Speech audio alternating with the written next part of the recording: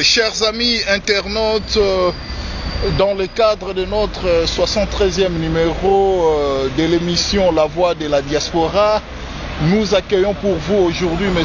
Freddy Mwanda, le président de la plateforme politique Congo Uni, qui revient d'un important voyage au Parlement européen.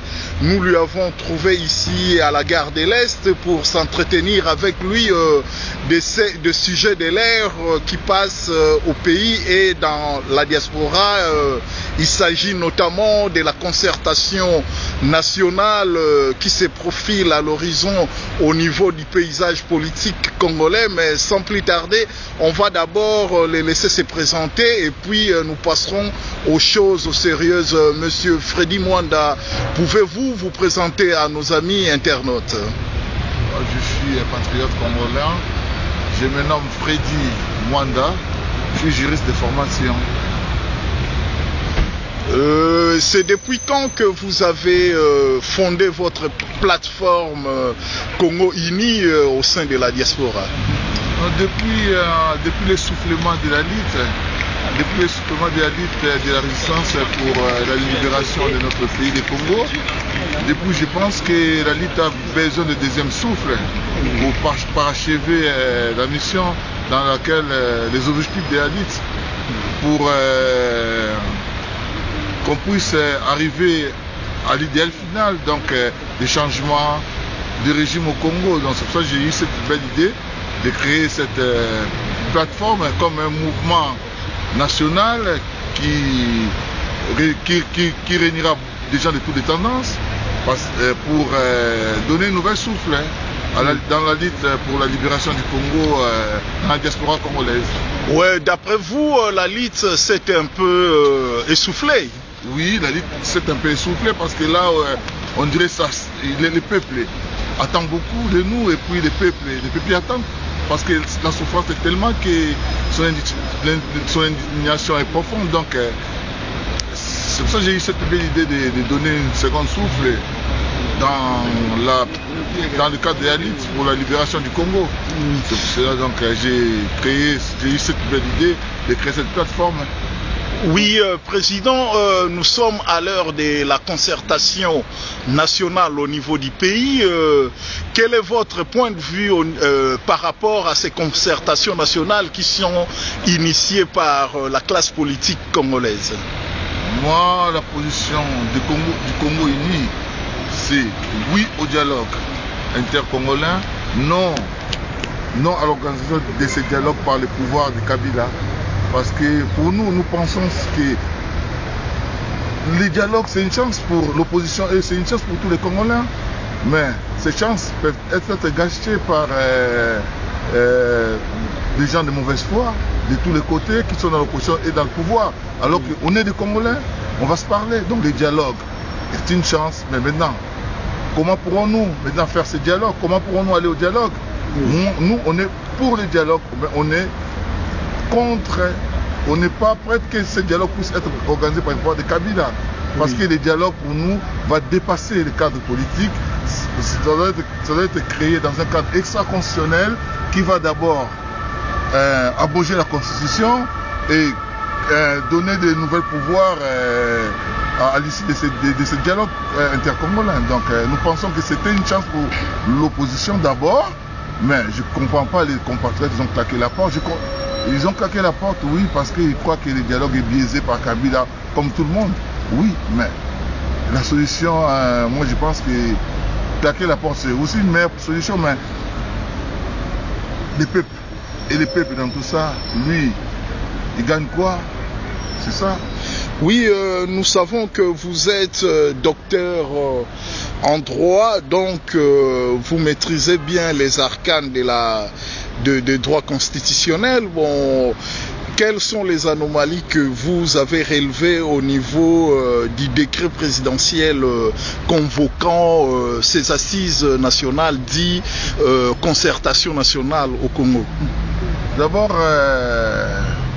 en tant que juriste de formation, la convocation du dialogue elle-même, la convocation du dialogue, c'est une belle chose, mais la convocation du dialogue organisé par les pouvoirs, ça c'est vraiment aller à côté de toutes les règles du droit. Parce que quand on gouverne et qu'on veut demander, créer un dialogue, ça veut dire qu'on est incapable, ou bien on est essoufflé, ou bien on a besoin des autres. Donc on ne peut pas être juge et parti. On ne peut pas. Quand on organise un dialogue, ce dialogue doit être, parce que M. Kabila était, et la constitution qui lui a fait les représentants de la République, quand n'a pas prévu ce dialogue. Donc en organisant ce dialogue doit être organisé dans un cadre extra-constitutionnel qui va devoir abolir la constitution actuelle du Congo, parce que ce dialogue d'abord rend la constitution congolaise caduque, parce qu'il n'était pas prévu. C'est un événement qui vient, qui n'était pas prévu. Alors qu'en droit, on n'improvise jamais. Oui, mais ça a été institué par la résolution des Nations Unies dont tous les acteurs politiques ont signé à Addis Abeba. Donc ça pouvait que prendre corps au sein de la constitution congolaise, parce que c'est une recommandation venant des Nations Unies. C'est une recommandation pour sortir les pays dans l'impasse. Tout le monde est d'accord que l'idée même du dialogue, c'est les conditions sine qua non pour sortir les pays de l'impasse. Tout le monde est d'accord. Mais ce dialogue-là doit être créé dans un cadre extra-constitutionnel. Parce qu'il va prendre des mesures, il va sortir un gouvernement, prendre des mesures qui va abroger l'actuelle constitution. Oui. C'est ça. Oui. C'est pour ça que j'ai dit que c'était une chance à l'opposition de saisir ça. Parce que Kabila, il a ouvert juste cette fenêtre de tir. C'était à l'opposition de maîtriser la chose et de faire en sorte de s'accaparer de ces débats et pour qu'ils puissent gagner cette bataille. Mais vous savez bien que notre pays n'est pas un état de droit. Comment l'opposition pouvait-il s'approprier de ces concertations nationales pendant que vous disiez tantôt que M. Kabila est juge et parti dans les dites concertations? Vous savez, la concertation, le dialogue intercongolais, je vous dis encore une fois, monsieur le journaliste, c'est une condition, c'est la condition sine qua non pour sortir les pays de l'impasse. Qu'on veuille ou pas, Kabila a été élu, soi-disant élu, mais aujourd'hui, après son élection, il a trouvé l'idée de faire cette concertation. Parce qu'il sait au moins qu'il veut ce dialogue pour lui, qui a soi-disant été élu, oui. Mais il veut avoir une légitimité.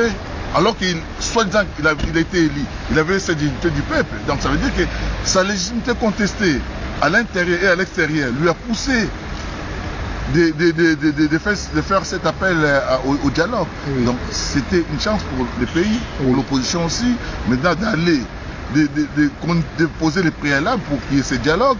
Et parce que ce dialogue devait d'abord, avant tout, être organisé dans un cadre et sa constitution qui allait abroger la constitution, parce que la constitution de la République du Congo qui a fait voter Kabila n'a pas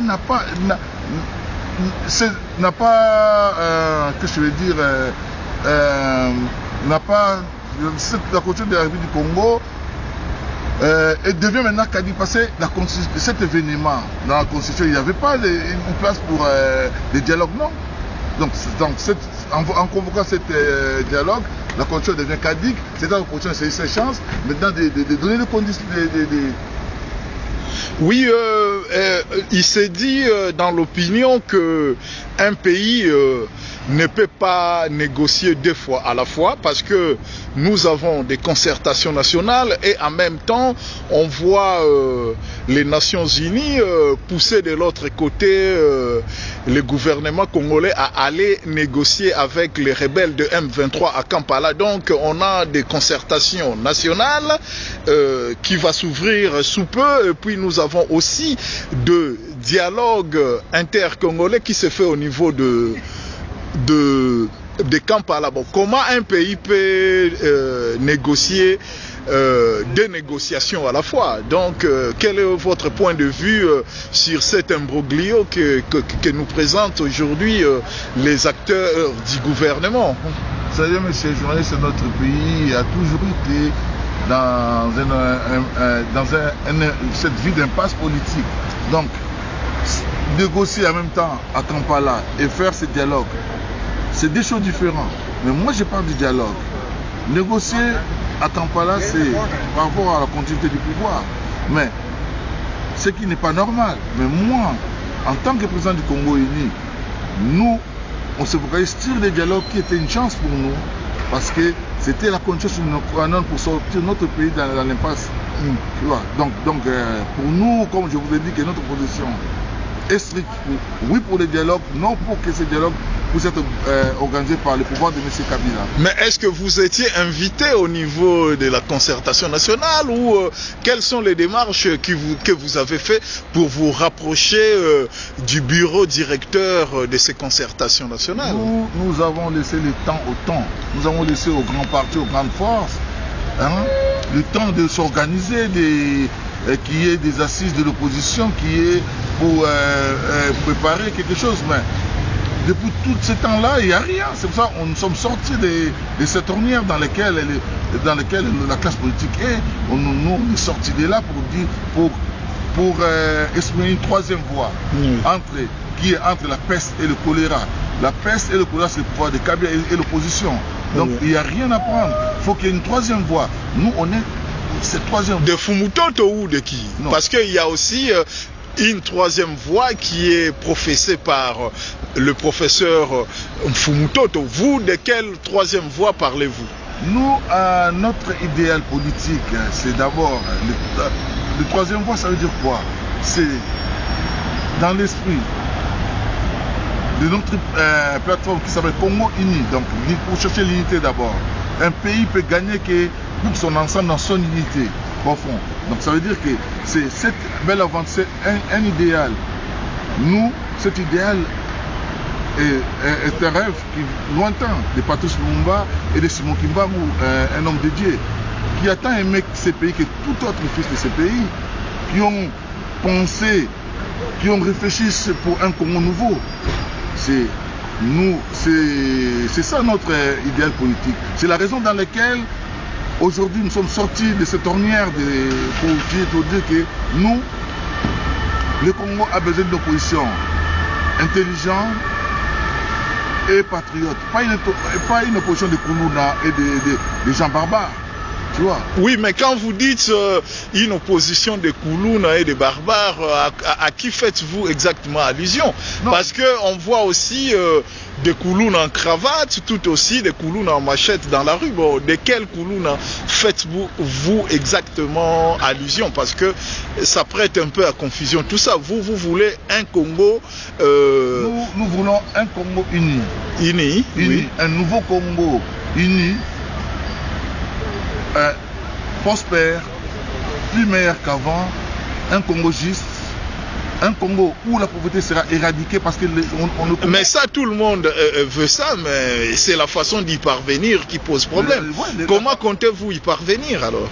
Nous, cette belle idéal de Patrice Lumumba, notre héros national, et de Simon Kimbangu, l'homme de Dieu, c'est des fils du Congo qui ont tant aimé leur pays, avec cet idéal. Nous, notre but, c'est de donner les moyens pour parvenir à aider cette rêve de notre héros national et de l'homme de Dieu, Simon Kimbangu, de créer un nouveau Congo. Oui, mais vous allez créer un nouveau Congo pendant que nous avons vu les rêves aussi des grands partis politiques tels que l'IDPS d'Étienne Tshisekedi rêvait aussi.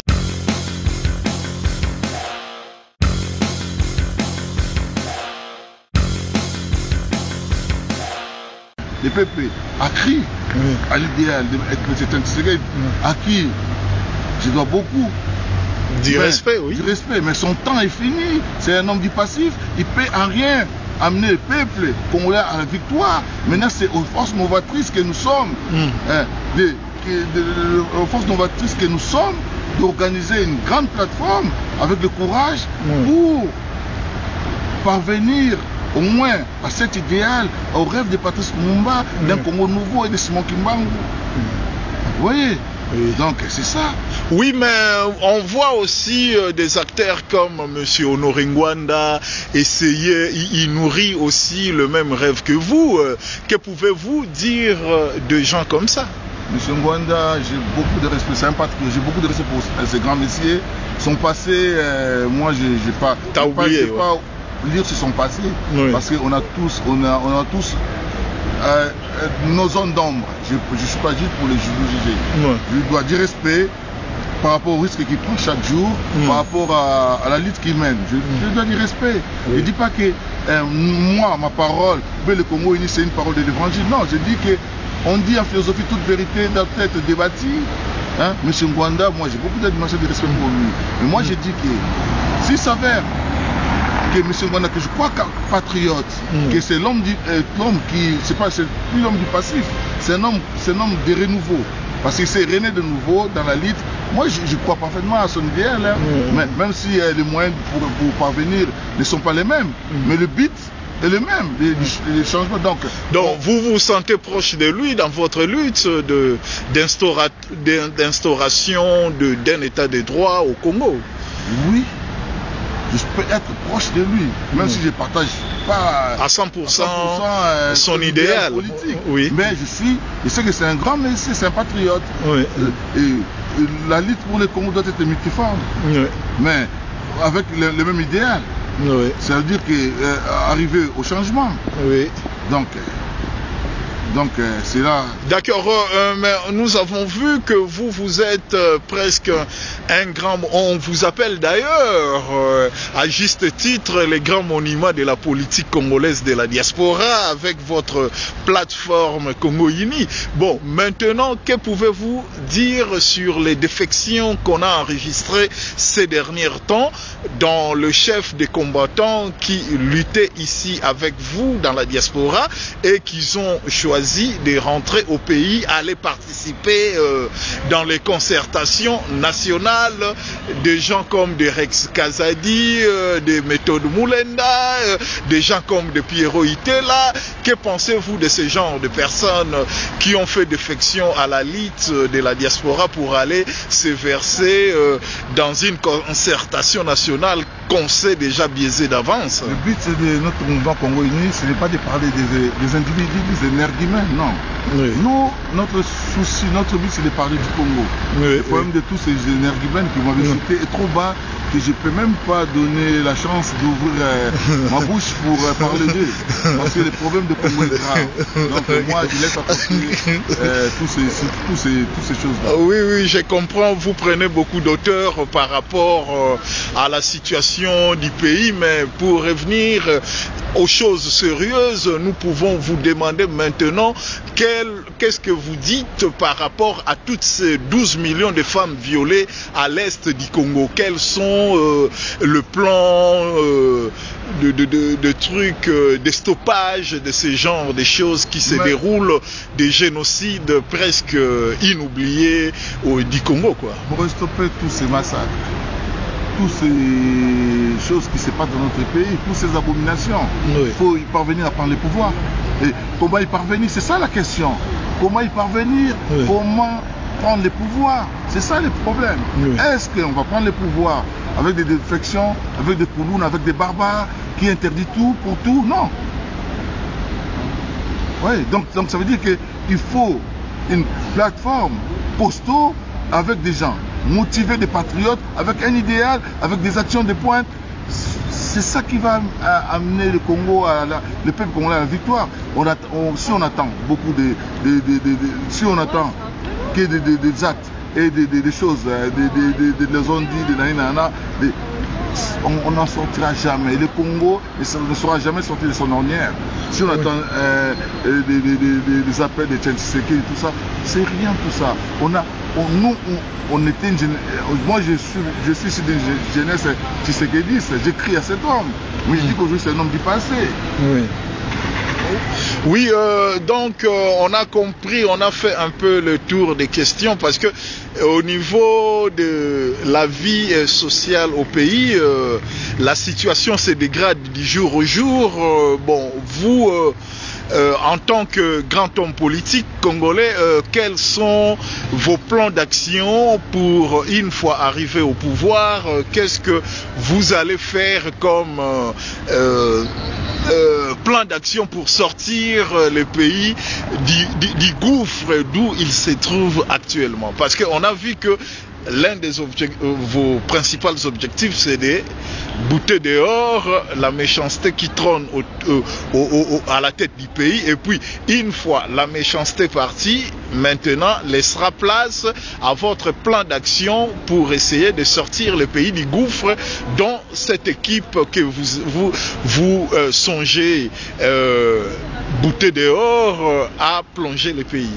Moi, je dis que le Congo... le changement est l'affaire de tous. Le changement est l'affaire de tous. De tous les Congolais. Celle du pouvoir ou celle de l'opposition. C'est l'affaire de tous les Congolais. Le dialogue inter-congolais, c'est la condition sine qua non pour faire sortir le Congo dans l'impasse. Nous, notre but, pour faire sortir notre pays du marasme économique, pour faire sortir le pays de l'impasse politique, pour faire sortir le Congo dans l'ornière politique où il se trouve, c'est de parvenir à prendre le pouvoir. Sinon, tout ça, ça se... Mais là, c'est quel genre de moyens que vous utiliserez pour prendre le pouvoir? C'est par des voies démocratiques, au suffrage universel, ou c'est par d'autres moyens que vous envisagez, quoi? Les moyens sont nombreux pour y parvenir au pouvoir. Oui, mais c'est l'idéal politique dans lequel, les choses dans lesquelles on croit, qui fait en sorte qu'un homme politique puisse atteindre son idéal, son objectif. Nous, dans le Congo uni, nous, on ne roule pas pour nous. Moi, je suis un homme qui a tout fait. J'ai tout fait. J'ai tout fait. Toutes des bêtises, des conneries. Maintenant, je suis un serviteur du Congo. Oui. Voilà. Je me donne à mon pays pour servir mon pays. Vous voyez, il y a des patriotes partout.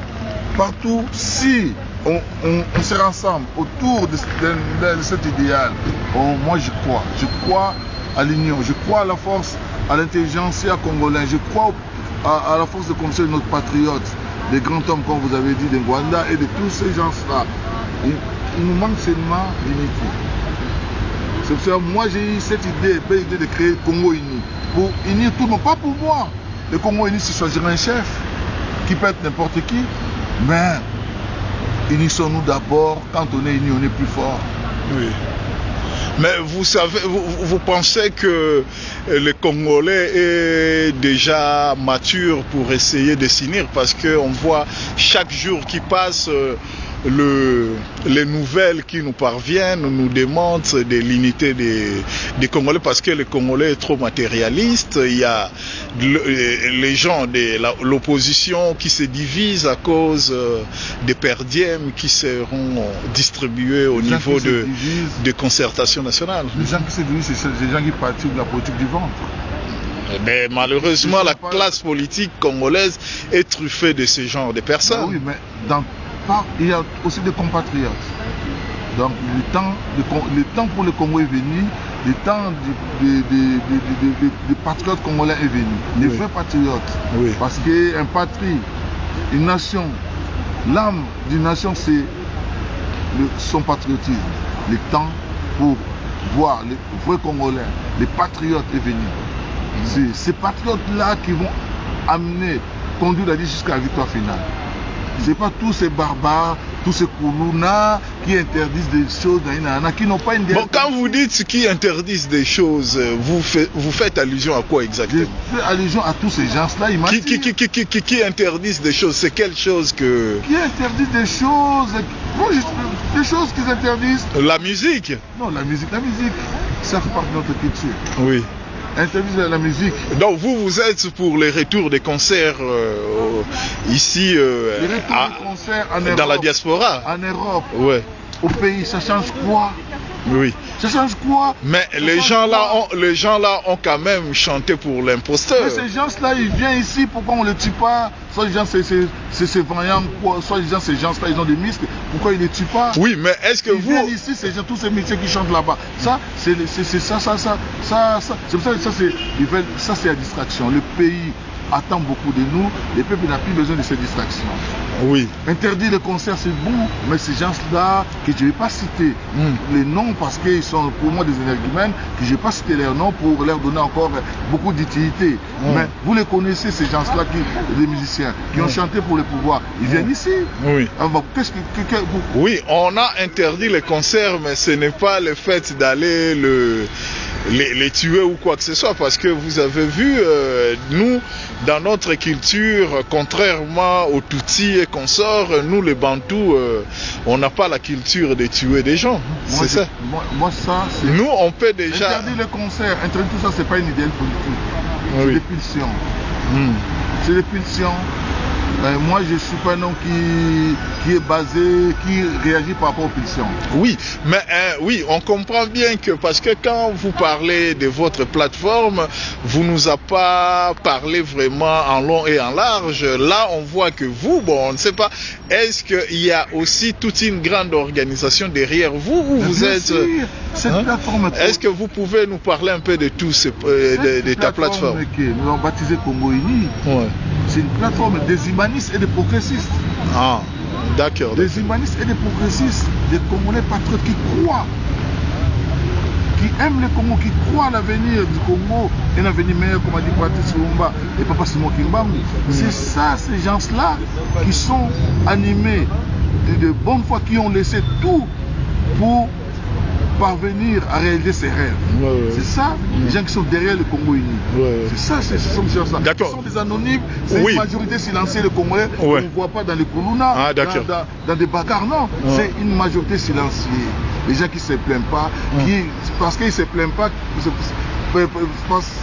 parce qu'ils ne se plaignent pas, mais peut-être ils ont beaucoup d'amour pour le Congo, qui dépasse beaucoup de gens qui font du folklore à gauche à droite. Oui, bon, puisque vous avez un peu parlé de votre plateforme, est-ce que vous pouvez nous donner un chronogramme des actions à venir de votre plateforme pour que nous puissions vous suivre en long et en large? Monsieur Zanaï, vous allez nous suivre prochainement au début du mois de novembre, parce que notre plateforme était une belle aventure qui était là. Mais avant, on allait organiser tout ça avant, mais on a laissé de temps en temps à tous ces gens-là j'en profite aussi pour rendre hommage aux combattants qui ont fait beaucoup de choses aussi, parce qu'ils ont amené la lutte, ils ont amené la lutte là où il est aujourd'hui. Bravo pour ces gens-là qui se sont donnés. Mais maintenant c'est un temps nouveau. Ils ont amené la lutte, ils ont fait connaître la lutte, ils ont fait connaître beaucoup de choses. Bravo pour eux, ils sont des vaillants combattants. Maintenant, le deuxième temps de la lutte, c'est ça. Maintenant, c'est le temps du Congo nouveau. C'est là maintenant que le Congo nouveau va prendre sa part maintenant dans le dialogue ici en France, dans la diaspora, pour organiser cette plateforme. Vous voyez, c'est pas les gens. Donc vous appelez tout le monde à rejoindre votre plateforme alors? Oui. Tous les amoureux du Congo. Tous les gens qui aiment le Congo, qui aiment un Congo prospère, qui est prêt à concrétiser le rêve possible de Patrice Lumumba et de Simon Kimbangu, celui d'un Congo meilleur, fort, juste, social, démocratique, où la pauvreté sera éradiquée, où les règles de jeu sera respectées, la démocratie et le progrès social. Un pays prospère où il fera beau de vivre que maintenant. Tous ces gens-là peuvent venir rejoindre le Congo uni, ils ne seront pas déçus. Comment peuvent-ils vous contacter alors? Je vous dis que prochainement, le Congo uni va s'ouvrir une page à Internet. Tout le monde de bonne foi qui veulent venir adhérer à rejoindre votre plateforme, à l'idéal des participants de Simon Kimbangu. Ils sont les bienvenus. Le Congo uni, c'est la maison des Congolais. C'est pas pour nous, c'est pour les Congolais. Oui, Président, on vous a pris un peu du temps. Vous revenez d'un important voyage auprès de l'Union européenne, toujours dans le cadre des affaires des Congo-Unis. Donc, lentement et sûrement, nous nous dirigeons vers la fin de notre émission, le 73e numéro de la Voix de la Diaspora. Donc, on va juste vous prendre des petits mots par rapport à l'appel que vous lancez à nos amis congolais qui sont au pays, qui sont en Europe, qui sont partout dans le monde entier, avant que nous concluons notre émission de ce jour. Moi, je voulais dire à tous les patriotes congolais de croire à leur pays, d'aimer leur pays, de croire à une possibilité de changement qui viendra de nous, du diaspora, parce que la lutte à l'intérieur est bâclée par le pouvoir. La solution viendra de l'extérieur, donc du diaspora, comme dans la révolution péruvienne. Oui, donc moi je demande seulement aux gens qui sont dans la lutte depuis longtemps, comme des gens excellents, comme M. Norengwanda, oui, que je ne vais pas ouvrir son passé, parce que pour moi c'est un homme de renouveau. Oui. Quand un homme est rené de nouveau, on ne regarde plus d'où il vient. Oui, oui. Il est un homme de renouveau comme moi, je suis un homme de renouveau. On peut parler et créer une plateforme qui ne va pas éclabousser son parti, non. À Pareco, oui. À Pareco, non. C'est comme ce sera un mouvement national, oui. qui va donner un deuxième souffle, oui, à la lutte pour la libération du Congo. Oui, donc oui, c'est ça. Ok. Donc nous sommes arrivés à la fin de notre émission. Comme ça, nous vous retrouverons dans nos prochains numéros de l'émission La Voix de la Diaspora. Donc sur ce, nous vous remercions beaucoup, Monsieur Président Fred Mwanda, président du Congo-Uni. Donc il reste plus qu'à nous dire à bientôt. À bientôt.